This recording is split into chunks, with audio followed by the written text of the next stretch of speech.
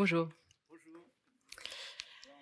Guillaume, on l'a vu, les enjeux, notamment en matière de décarbonation sont importants et grands.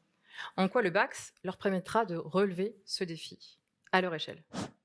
Ça marche. Bonjour Stéphanie. Ah Bonjour. oui, alors les enjeux sont grands et si on zoome sur les enjeux des gestionnaires de bâtiments, qui prendront la parole un peu plus tard dans l'après-midi, le premier enjeu est celui de la facture énergétique. On a vu les prix de l'énergie s'enflammer ces derniers temps et même si depuis peu on voit un retour à des niveaux moins astronomiques, on le sait, de nouveaux prix hauts nous guettent et de façon durable. Alors, le deuxième enjeu, moi gestionnaire, que mon bâtiment soit une école, un centre commercial ou un bureau, j'ai une obligation de performance pour mon activité et pour ses occupants. En 3, on a des objectifs de décarbonation et le décret tertiaire en a ouvert la voie. Et la décarbonation des bâtiments, c'est pêle-mêle la rénovation, l'électrification, l'efficacité énergétique, les LED, les PAC, les ENR, la flexibilité, le stockage, autant de technologies que la dernière crise nous a fait toucher du doigt et on a pu enfin sentir à quel point ces technos sont un atout pour la décarbonation.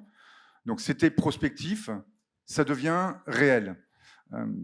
Bon, maintenant, avec toutes ces technos dispo, je m'interroge quels sont les investissements à prioriser, et je crois que d'autres vont intervenir et vont essayer de tâcher d'y répondre plus tard. Et pour terminer, je me dois d'être conforme aux décrets, aux règles, que ce soit le décret BAX ou le décret tertiaire. Merci Guillaume. Sébastien, en fait, qu'est-ce qu'un BAX? Donc, qu'est-ce qu'un BAX? Il y a plusieurs classes. C'est un peu comme le bac A, Voilà. B, C et D. Alors, on va retourner en classe C'est ça. pour passer son bac. Alors, on va revenir un petit peu sur des éléments de définition parce que le terme BAX, maintenant, ça y est, tout le monde en parle. Même ceux qui ne parlent pas anglais en parlent quand même. Le BAX, au sens de la réglementation, on vous l'a expliqué avec ces 3 piliers, donc qui concernent l'automatisation des systèmes, le suivi des consommations et puis la fameuse inspection. Et puis après, on dit aussi il y a des BAX qui correspondent à la norme qui a été citée tout à l'heure, la 52-120-1, qui permet de décrire des facteurs d'efficacité énergétique autour de 4 classes, A, B, C, D, comme un Nutri-Score, A étant la plus performante, D correspondant à des actions manuelles. Et puis au milieu, il y a la C qui permet d'avoir cette présomption de conformité à la réglementation. Et donc là, dans ces cas-là, on parle d'une norme internationale en l'occurrence. Mais la réglementation, c'est une chose, la norme, c'est autre chose. Et donc, il faut qu'on arrive à bien parler de quoi on parle parce que nous avons collectivement 2 objectifs majeurs. Le premier, c'est d'avoir des projets réussis, c'est-à-dire avec effectivement des économies d'énergie. On peut faire de la conformité pour de la conformité, on peut faire de la norme pour de la norme, mais à la fin, ce qu'il faut, ce sont des projets réussis, c'est-à-dire avec les économies réellement réalisées. Et puis le deuxième point qui va avec ça, c'est un objectif aussi de créer la confiance entre les différents acteurs. On l'a vu, il y a plusieurs parties prenantes. Et donc, si on n'a pas confiance sur de quoi on parle et à quoi on va arriver, on va être en difficulté par rapport à la tâche à réaliser. Comme on dit, il vaut mieux un bon dessin qu'un long discours. Donc, ce que je vous propose, c'est de considérer sur la gauche ici le périmètre réglementaire tel que je vous l'ai indiqué.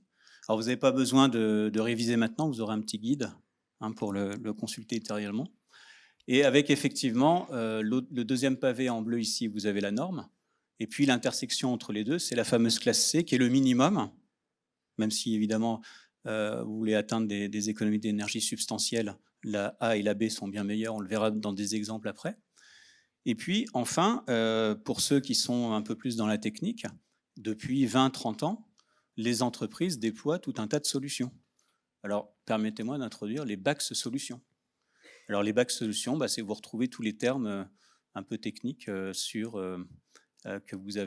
vous entendez régulièrement, la GTB, la GTC, la gestion technique de l'énergie, la supervision, etc. Et ce n'est pas que des technologies, c'est aussi de l'audit, de l'installation, de la mise en service, du commissioning, de l'exploitation, de la maintenance. Et c'est tout ça qu'on appelle les BACS solutions.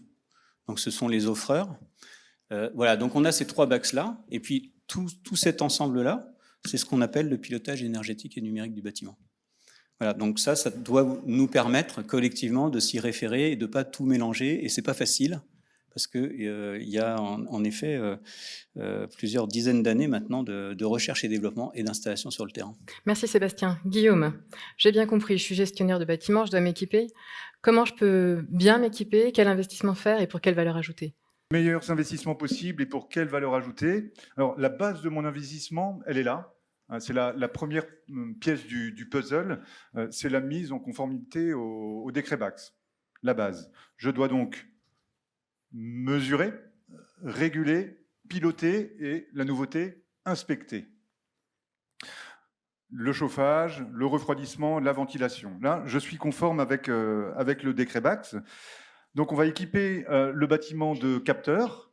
Ces capteurs envoient des données qui vont permettre de visualiser et mesurer ma consommation. Et c'est la première étape, 10% de réduction de conso instantanée. Ensuite, avec ces données, je régule, donc en fixant des consignes, en fixant des seuils, autre gain d'économie d'énergie. Et enfin, le ou la gestionnaire du bâtiment, là, en haut sur le schéma, va ajouter son intelligence en programmant, en organisant la démarche sur la durée et donc en pilotant. Ainsi, donc, les BACS tels que exigés par le décret automatisent les éco-gestes pour une efficacité à coup sûr dans la durée sans même y penser. Ça, c'est la base. Et on peut aller au-delà, comme le disait Sébastien, on peut aller au-delà de ces minima en explorant les différentes options.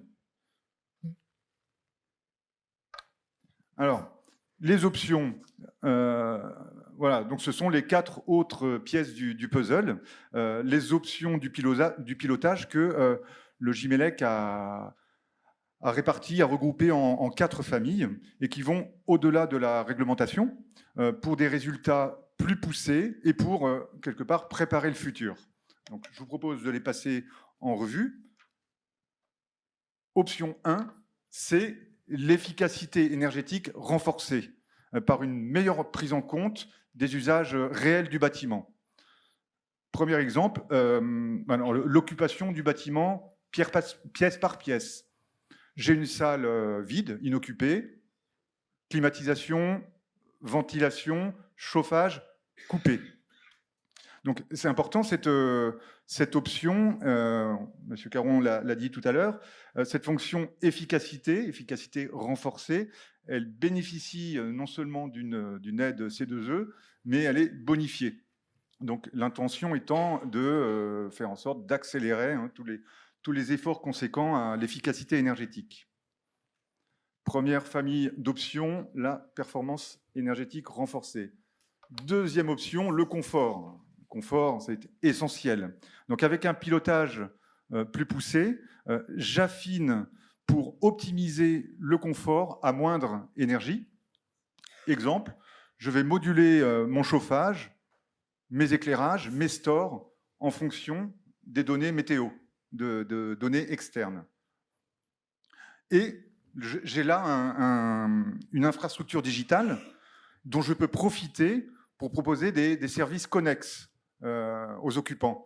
Par exemple, à travers des applis, je peux fluidifier l'accès au restaurant.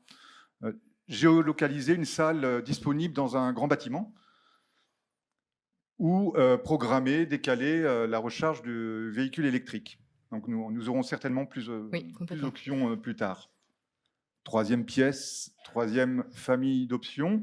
Donc mon BACS va me permettre d'intégrer les nouveaux usages décarbonés que l'on a déjà cités plus tôt.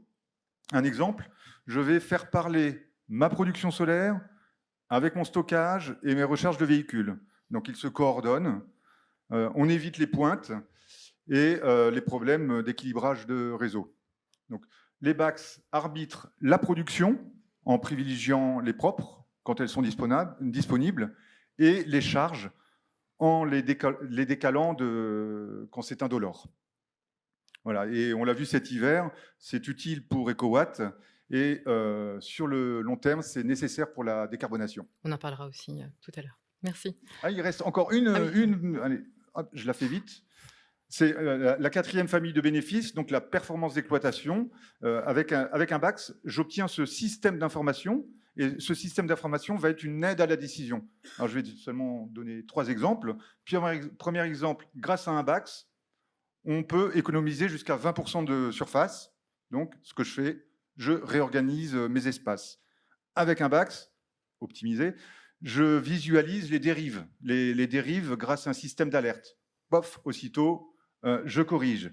Et enfin, globalement, avec ce BACS, je visualise les points forts et les points faibles de mon bâtiment.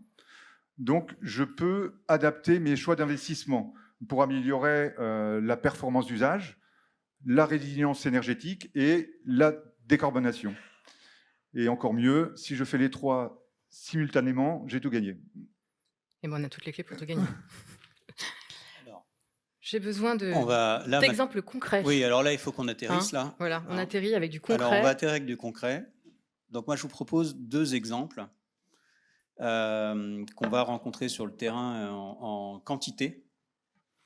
Le premier, une mise en conformité au décret d'une école, 1500 m², qui n'était pas du tout équipée, qui fait partie de la grosse masse de petits bâtiments qui ne sont pas du tout équipés en système de GTB. Et donc là, on est dans l'esprit de se mettre uniquement en conformité. Donc on va mettre un BACS de la norme classe C. Et donc les économies d'énergie visées, alors dans les classes, on a à la fois des économies en énergie thermique et en énergie électrique. Alors là, pour cette école, c'est de 7% pour l'énergie électrique et de 17% pour l'énergie thermique. Et comme par ailleurs, dans le décret, on a également la nécessité de suivre les consommations et que c'est une école, eh bien, élèves et professeurs en profitent pour faire un programme de sensibilisation autour des éco-gestes. Voilà, ça c'est inclus, c'est gratuit. Et là, on est sur des retours sur investissement de l'ordre de 5 ans avec une mise en œuvre assez rapide. Le deuxième exemple, alors c'est pas l'extrême opposé, c'est pas la tour éco, mais c'est un bâtiment de bureau, ça peut être un bâtiment public ou privé, qu'importe, de l'ordre de 5000 m² qu'on va retrouver typiquement dans les centres urbains ou dans les zones d'activité. Et donc là, il y a la volonté de faire levier sur la nécessité de conformité réglementaire, d'anticiper les objectifs très importants de résultats qui ont été rappelés tout à l'heure dans le cadre du décret énergie tertiaire, et puis aussi d'aller chercher de la valorisation de l'actif, et donc, entre guillemets, d'en faire un smart building au passage. Alors là, on était sur un bâtiment qui avait une GTB, mais très ancienne, pas très bien réglée. Alors la première vertu de la mise en place du suivi des mesures de consommation, c'est immédiatement 10% d'économie, tout simplement en contrôlant les dérives et puis en s'assurant que les systèmes ont déjà un réglage de base. C'est en quelque sorte ce qu'on a expérimenté avec le plan sobriété. Dès qu'on commence à s'occuper du problème, c'est 10% à la clé qui peuvent arriver assez rapidement. Et puis ensuite, en termes de conformité à la norme, là cette fois-ci c'est une classe A qui est retenue.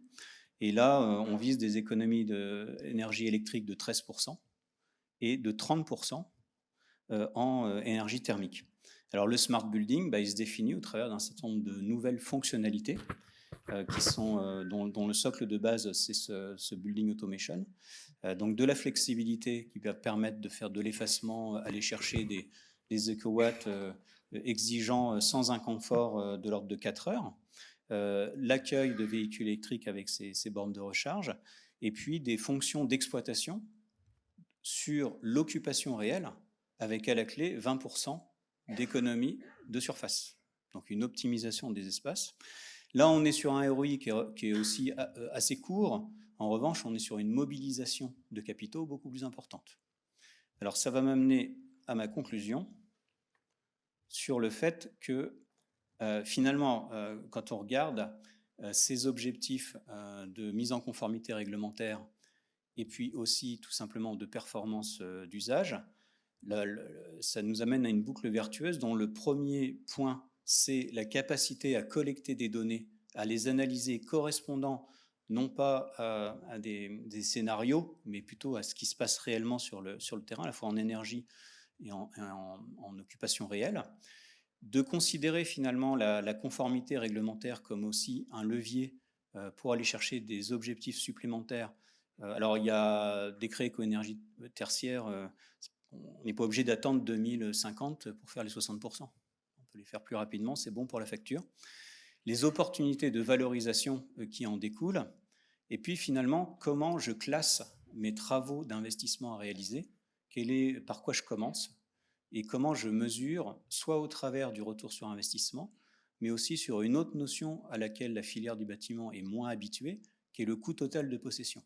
C'est-à-dire les investissements plus le coût annuel récurrent, concernant quoi? Les nouvelles fonctionnalités. Et là, on ne raisonne pas forcément que en ROI, on raisonne aussi sur les nouvelles fonctions, la valorisation que je vais apporter à mon patrimoine, qu'importe le nombre des années, ça va être la performance d'usage du bâtiment. Et puis tout ça, on peut le mettre dans un schéma directeur. Et puis ce schéma directeur, on va le confronter à la réalité des données qu'on collecte. Voilà un petit peu en synthèse comment je peux rentrer dans une boucle vertueuse en considérant mon actif immobilier dans son ensemble.